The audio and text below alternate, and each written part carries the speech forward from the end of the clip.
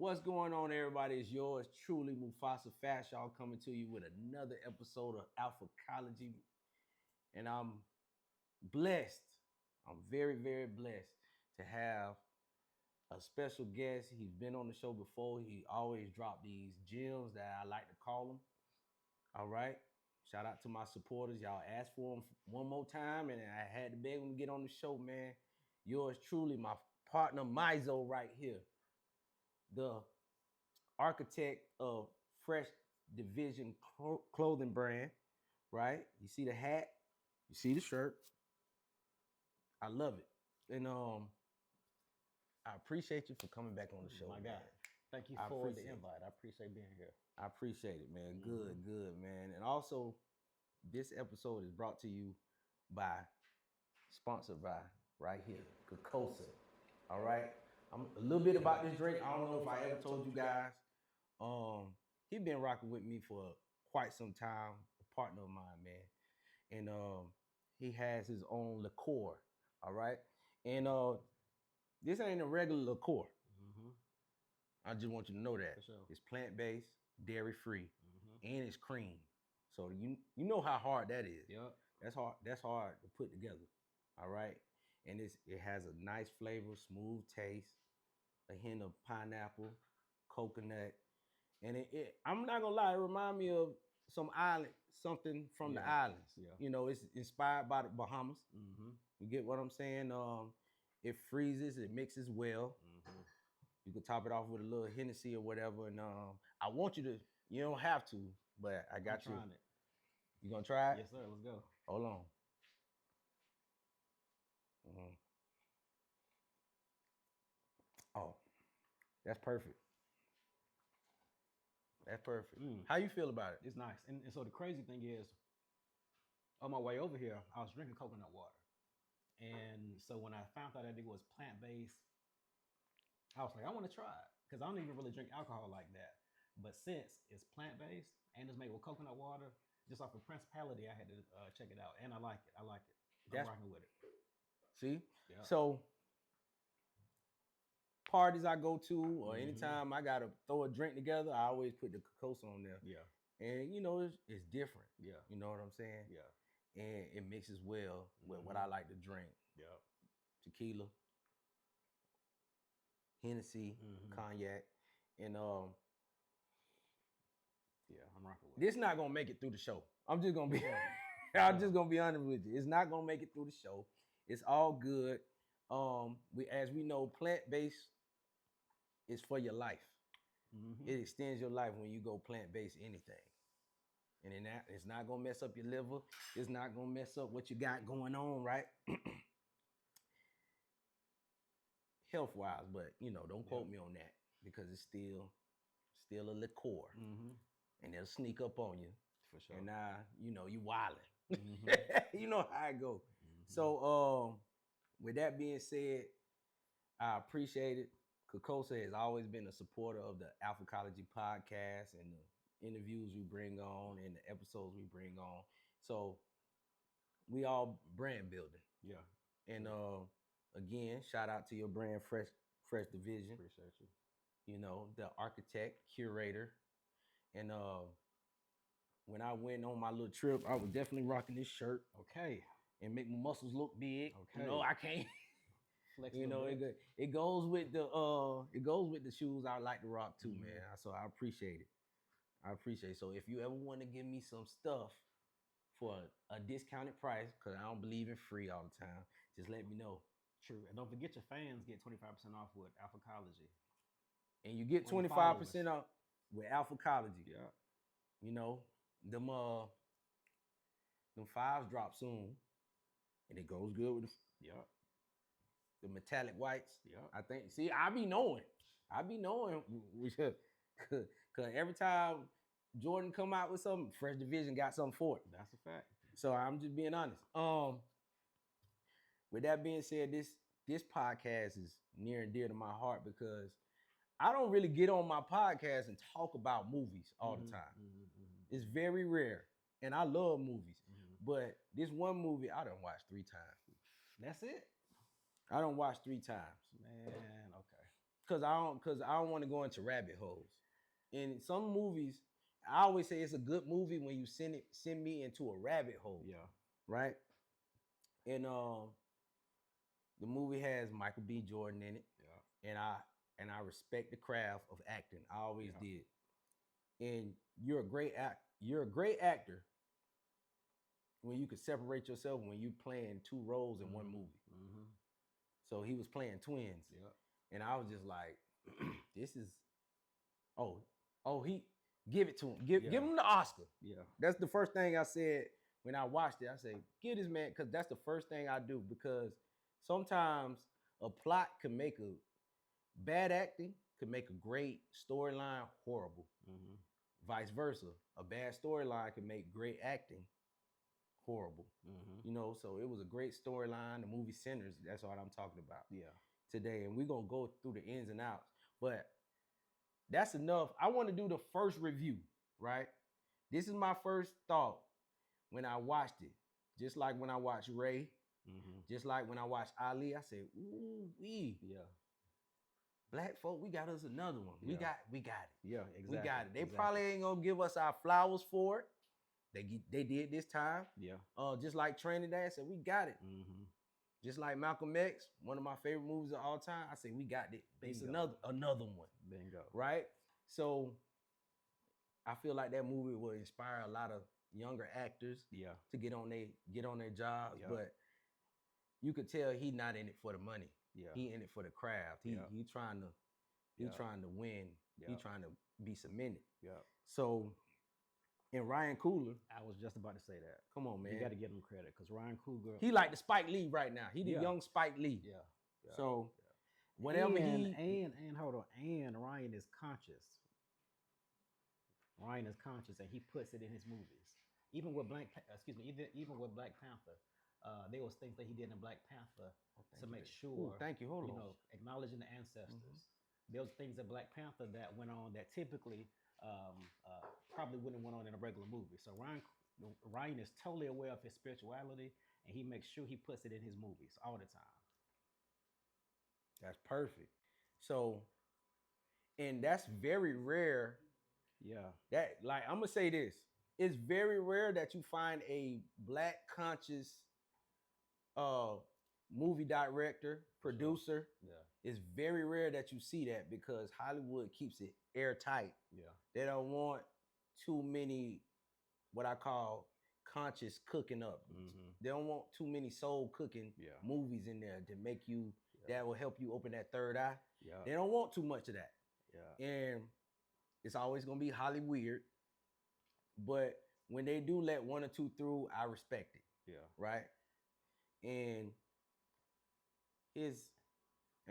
I'll do comparing and contrasting later with producers and movie directors, but he did his thing and he ain't let us down. Yeah. Because Spike Lee never let us down either, Exactly. but you know, some of us can't do it just for the money. If you in it for the money, then you know what kind of movies they're gonna drop. Yeah. And it takes the right kind of balance, you know, because even with Ryan in his movies, you don't want to overdo it. And like I was telling you the last time I was here, you have to sort of put the medicine in the candy. And Sinners was a perfect example of that. Like he was able to put the medicine, which is the spirituality, hints, the history nuggets that he laid. He was able to put it in the movie. And when you was watching the movie, you almost really didn't know that you was learning so much. You know what I'm saying? But it gave you something to look forward to, and it gave you something to look at, just like you said. So that's what Ryan did. You have to put the medicine in the candy and make it so that people want to ingest it. Right. So, me being a history buff, you know, have a major in history. My background is history. I like how he fit the origin of music from different cultures in there, and a couple of those scenes in the imagery, and it was perfect because we all know we got some songs that's gonna stick with you for life. Yeah. You ever hear a song and it just take you back to a time or a place, and you could just remember in your head. For sure. You could remember in your head. I remember a one song, Michael Jackson, Can't Stop. Yeah. Keep on to the fresh stop. And I remember hearing that song about 12 times driving up to Atlanta, Georgia with my uncle when I was about Yeah. 7, 8 years old. Mm-hmm. And every time I hear that song, I remember that time. I remember how I felt. Yeah. I remember what was going on in my life, and I remember how much fun I had on the road trip. Yeah. So some songs are timeless. Yeah. And really the frequency of the song resonated with your soul. Right. Because the music is a frequency. And so sometimes these frequencies affect us more than others. So that song, that frequency of that song, you gravitated towards that. And so all of our favorite songs is a frequency. It's a certain frequency that we appreciate for whatever reason, which makes it our favorite song, which goes back to Sinners. They showed you, that scene with the music. They showed you the scene from, the Asian influence, the African influence, the Irish influence. All of those were just songs, beats, frequencies. But the underlying thing was, all of those frequencies originated from Africa. So that's what brings me back to what I wanted to share too about the movie. Okay. Was the life lessons, right? So it's giving you the imagery, it's giving you the frequency, and it's definitely giving you life lessons. Mm-hmm. Every time I watch it, it take me down another rabbit hole. That's why I was like, I don't want to watch it too much because I got stuff to do, and I want to concentrate.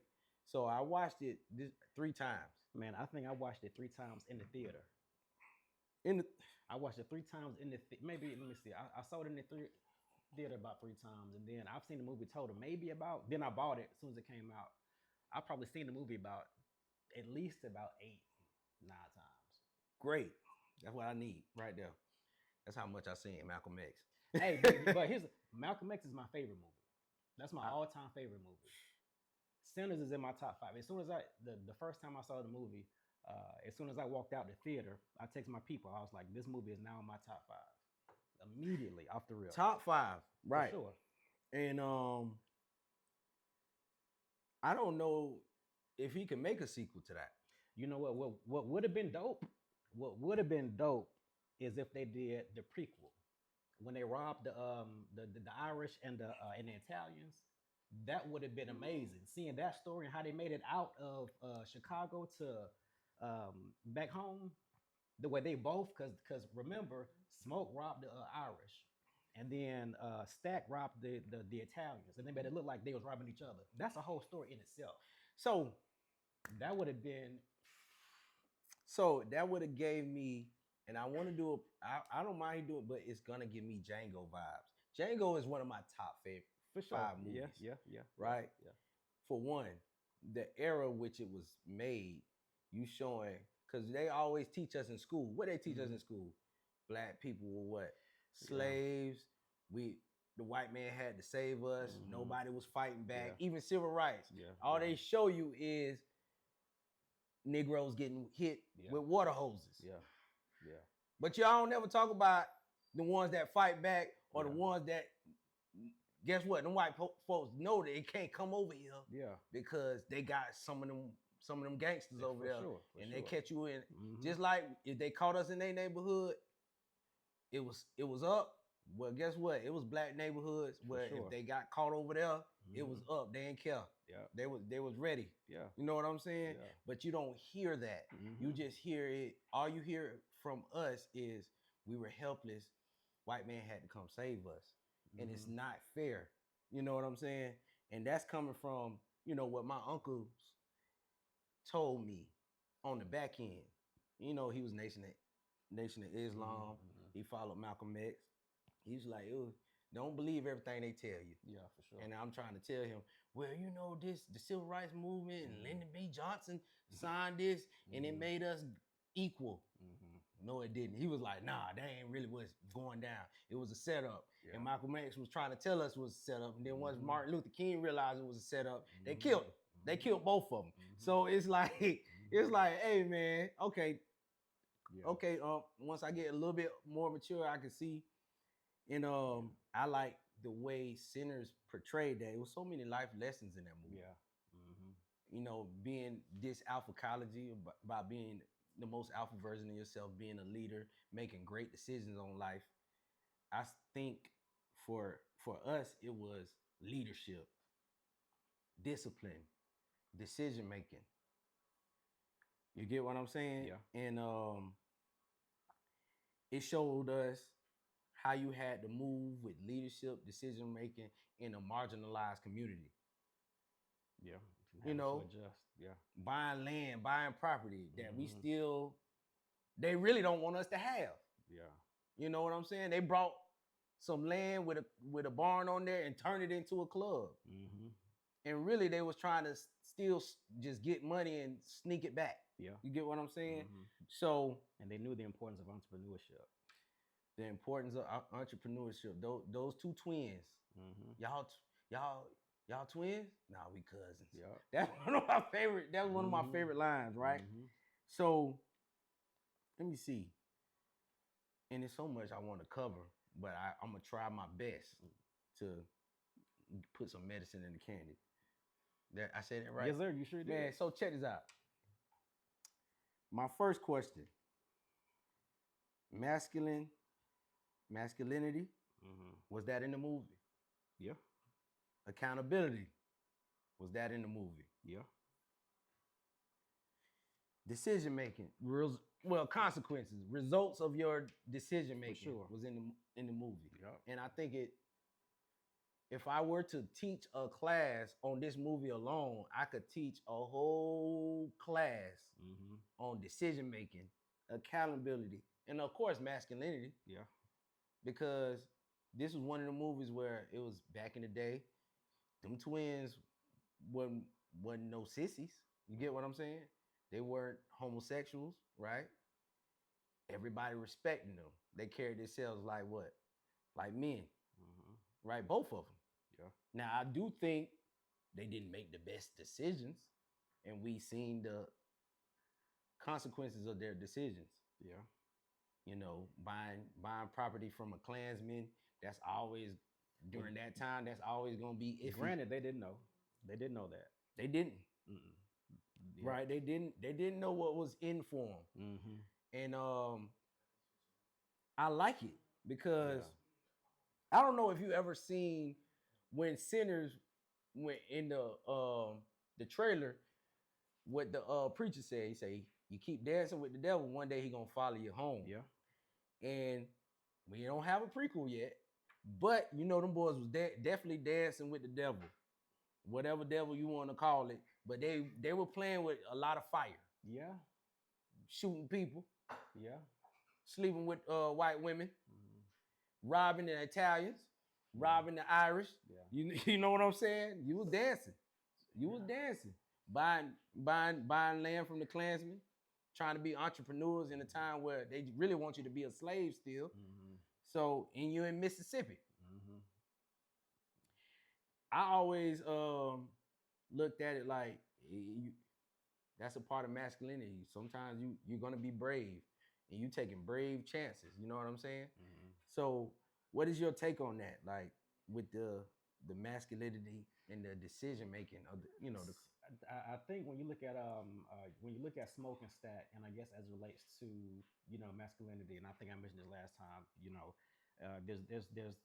There's supposed to be a balance. Every human being is supposed to have a balance, and it goes back to one of our ancient principles of Ma'at.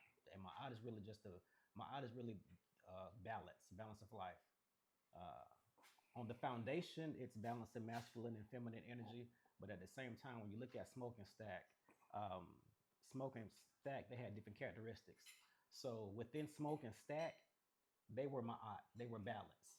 You know, um, as far as the decision making, one was angry. Well, excuse me, one was quicker as far as anger. One was more thoughtful. One was more strategic in regards to thinking things through.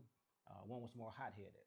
So to me, both of those guys, they displayed their masculine energy, but they were both able to balance off of each other. right? They fed off each They other. fed off each other, and their not their pros and cons, but their strengths and weaknesses. They were able to balance off of their strengths and weaknesses. What I did like about it, one of the things that I liked about it, really, the scene when they first broke up, when they first went their separate ways. I noticed that when they went their separate ways, I think it was Smoke. When they broke up, they was like they told each other, "I love you." And for me, that stood out Ooh. because it wasn't they weren't going to war. They weren't going on an 8 hour trip. I'm gonna see you in 30 minutes. They going around town. They're going around town, but he made it a point to say, "Hey, brother, I love you." You know what I'm saying? So they normalized expressing themselves, and they normalized showing love to one another. Because going back to alphacology, sometimes we can be too masculine and we don't show love to each other, and we don't say "I love you."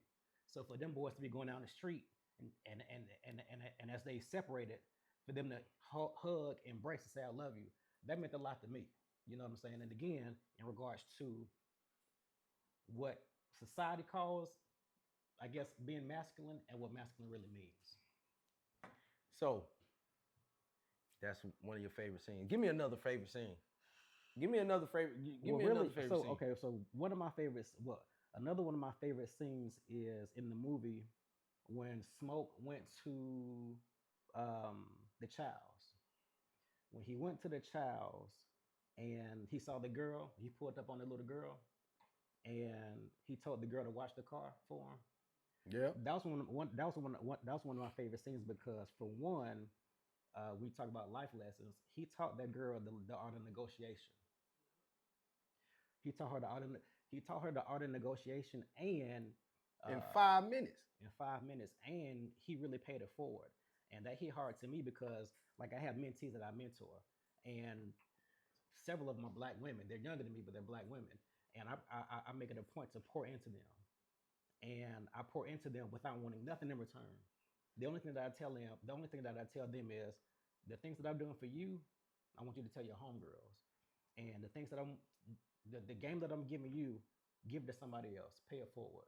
So for me, that scene was special because he took this stranger, a stranger off the street, a little girl, and he gave her game. He paid it forward. He Mm. taught her the art of negotiation. He told her the art of valuing yourself. And yeah, that was one of my favorite scenes.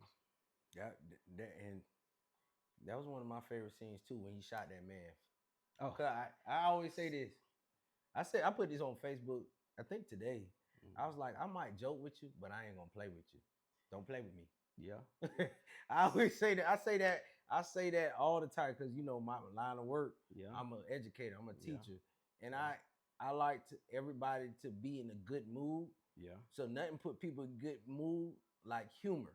yeah, But understand, I may joke around, but I Yeah. don't play around.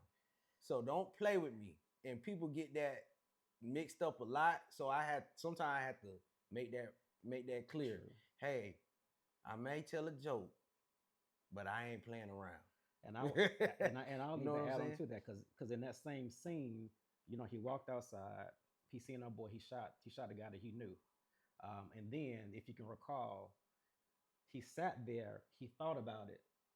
Then he shot the other guy. So I guess another life lesson in that is the importance of protecting your character.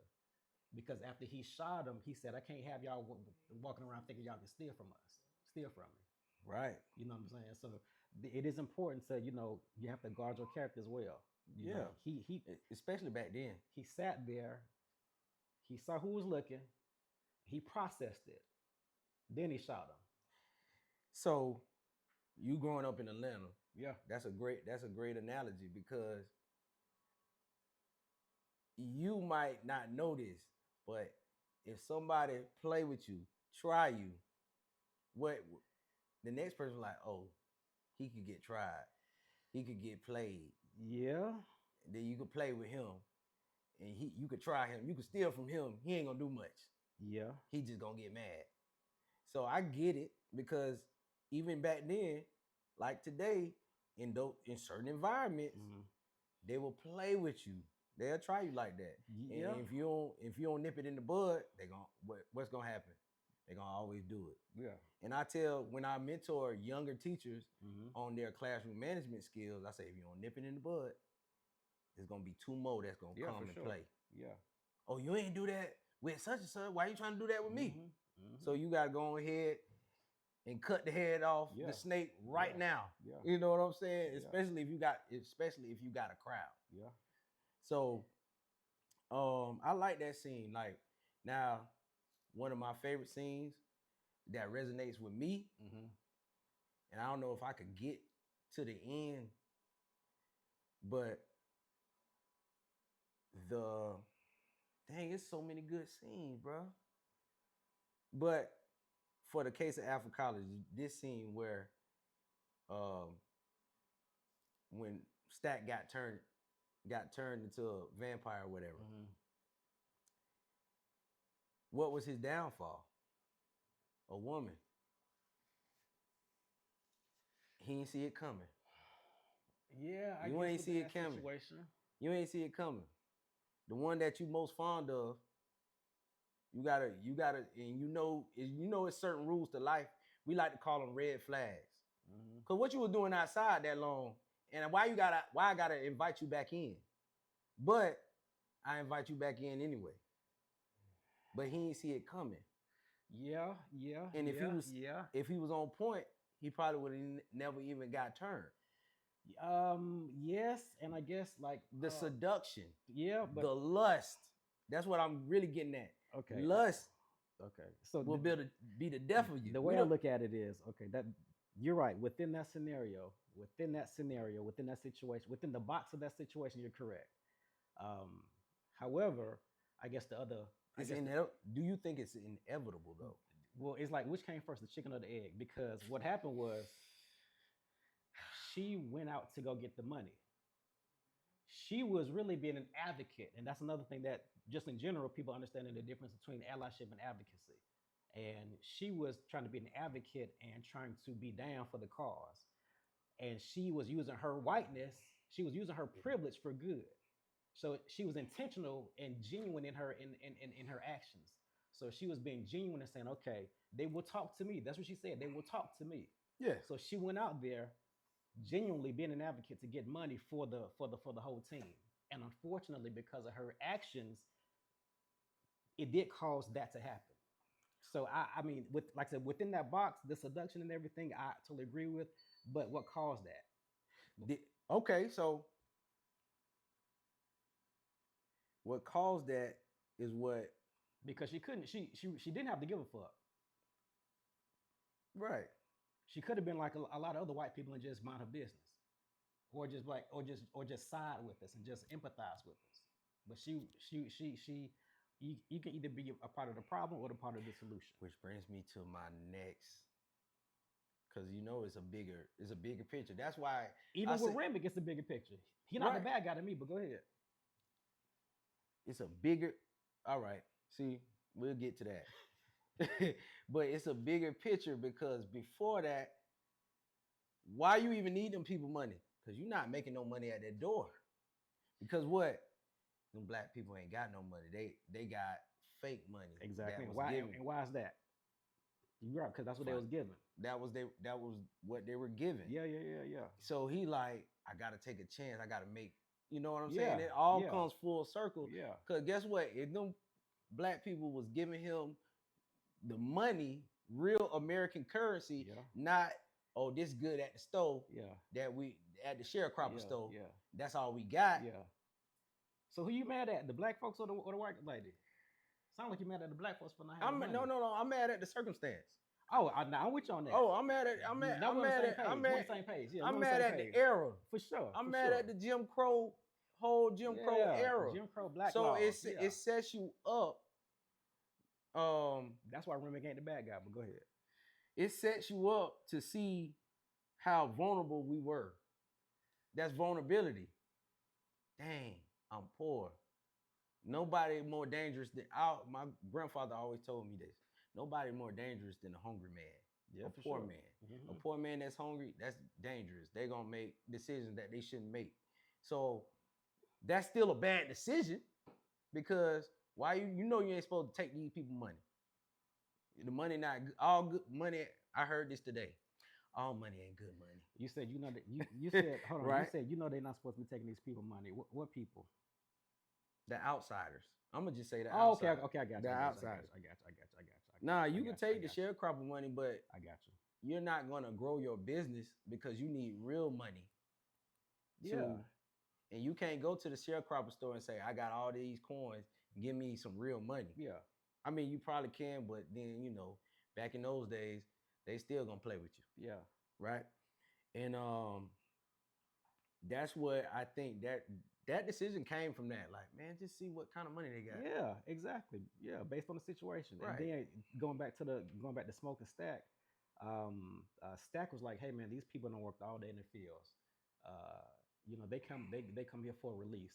So go ahead and accept those wood nickels." When Smoke was like, "We trying to run the business." So again, that's that balance. That's that balance of the two situations. But to your point, like Stack was trying to say, "Hey, they worked hard all week. We know it's not good money, but let them enjoy it. Let them still have a good time under the circumstance." So give them a free trial. Right? That's a free trial, ain't it? That's a free trial. I'm gonna work with you. I always say this, sometimes you gotta pay it forward For sure. if your business good. Yeah. Mm-hmm.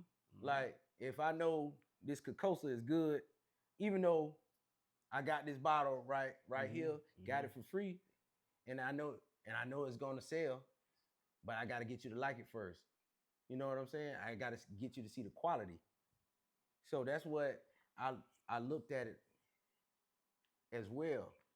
So they could, like I said, you could go down a rabbit hole with this movie out the decisions they made. We could talk about decisions they made.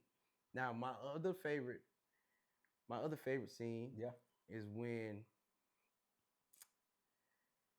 at the end of the movie when the boy stormed into church. Mm-hmm. Just like I said at the beginning, Yeah. the pastor, and that resonates with me Mm-hmm. because I'm a son of a pastor. Okay. You know what I'm saying? Yeah. And you know what I'm finna get at. Go ahead. The consequence of of religion. The Mm-hmm. pastor ain't tell him wrong. You keep dancing with the devil, what's gonna happen? He gonna follow you home. Yeah. You keep playing around in those streets, the streets gonna get you. Mm-hmm. I ain't never met a dude that played around in the streets the streets didn't get him. Mm-hmm. Right? So I want to break down how your views on the religious aspect in the movie, because I have a lot of mixed reviews. People like, see, that's why you ain't supposed to be no Christian. That ain't protect you. But it was so much ways I could play it and say this, he was protected like this, he was protected like that. One person told me, well, the Bible verses ain't stopped the monster. He started quoting them. He's so busy running his mouth, somebody drove a knife through his back because he was too busy trying to show him, oh, God don't work. But how you know if he ain't working? Because if you took your time to gloat, just like it's like you running a touchdown and you take your time to show off and do a little dance and slow down before you get in the end zone, somebody hit you and you fumble the ball. That's my favorite scene. That's my favorite scene. Yeah. Who did that? And guess what? You can't tell them people that believe in the Most High that when God trying to teach you a lesson, stop playing with Him. Vice versa. That might tell and you still have a argument for the young man to say, dang, maybe these Bible verses that the white man gave me don't work. You know what I'm saying? And that's where most of my partners coming from who went another lane. You get what I'm saying? So it's still a toss up. It's still a toss up. That's one of my favorite scenes where he just run and get back to church just in the nick of time. And he still made the decision. What did he choose though? Did he choose the light or did he choose the dark? Do we know? That depends on what you define as the light and what you define as the dark. However, you didn't ask me this, but my other favorite scene was that scene. Sammy. I had two scenes to ask. Sammy was in that water, and he started saying that Lord's Prayer. And Remick, what did he say? He started quoting it. No, he did. He said, long ago, the men who stole my father's land forced these same words upon us. I hated these men, but the words still give me comfort. That was poetic. Yeah, that was poetic. That was poetic. You really watched this movie a lot. But you really watched it. Look. I caught the Lord's Prayer. Listen, I caught that the first go. Because again, this goes back to what I'm saying. Is Remick really the evil? I mean, excuse me, not evil. because their evil is not evil is a myth. But is Remick is Excuse Remick me? the bad guy? Yeah, we're gonna have to do another episode. Okay. Okay, because I'm gonna say this. Because just based off Sinners is a good talking point to go into something deeper. Because I could say, is Remick the bad guy, or did he lose faith? Or like I said, because hate is very strong. It's basically on the opposite end of love. The men who stole my father's land forced these words upon us. Yeah, they were forced. Okay. When it's forced, it might not work on you. And them words might not work because they already there. And I think spirituality run deeper than words. It gotta For run sure, deeper. for sure. It gotta run deeper than words. For sure. But the words open the door to the spirituality, and what you do with those words means a lot. You get what I'm saying? So again, Because put it like this. they forced these words. Did you not have your own words before that? But who was stronger than?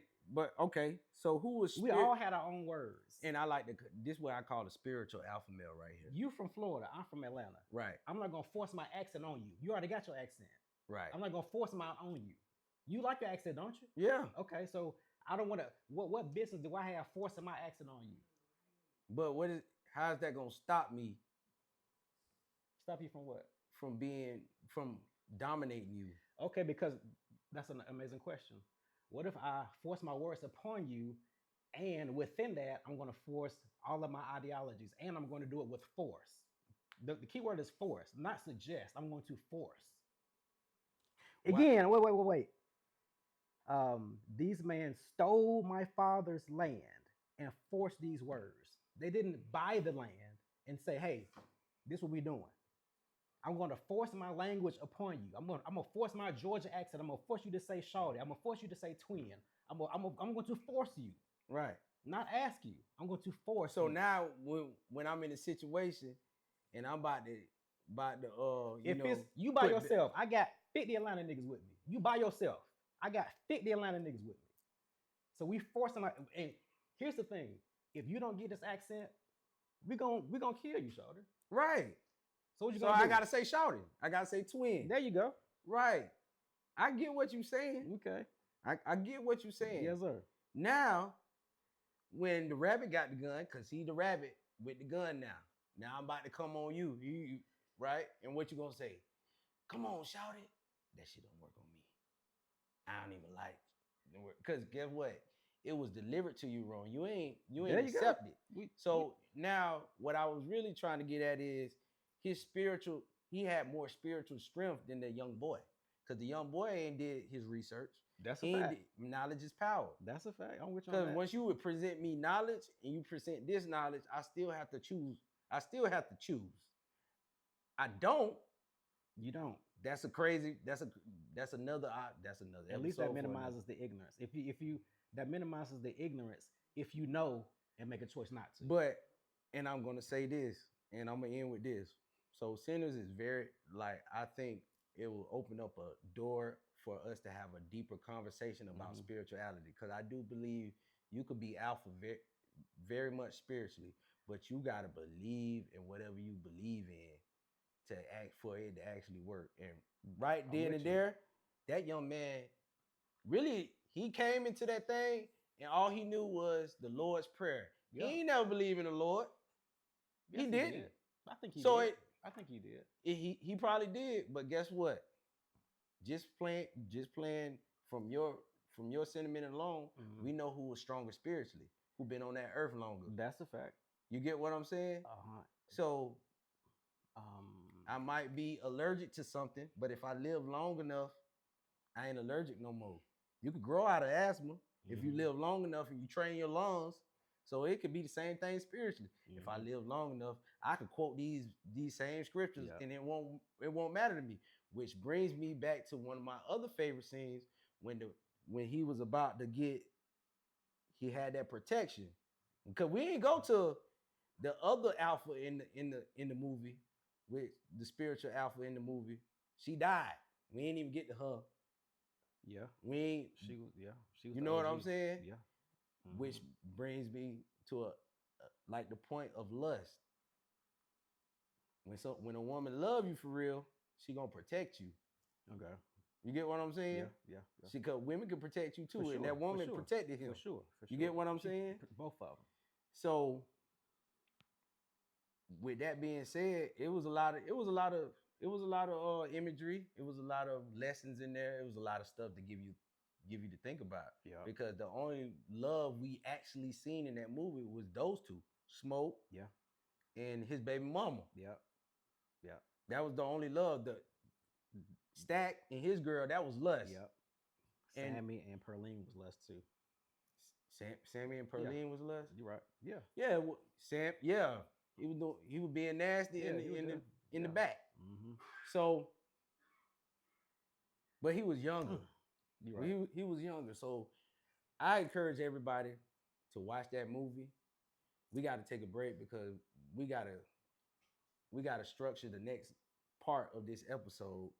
And shout out to Kokosa. Shout out Kokosa. I like to say this. Go ahead and follow me on Alphacology Gems. That's online on YouTube. Alphacology 1K on TikTok. Where can we find you? Fresh Division. FREZH Division. DIVISION. Fresh Division. Like I always say, this is not tea, it's protein. Peace out. Bruh, how long? And I gotta watch Sims again because I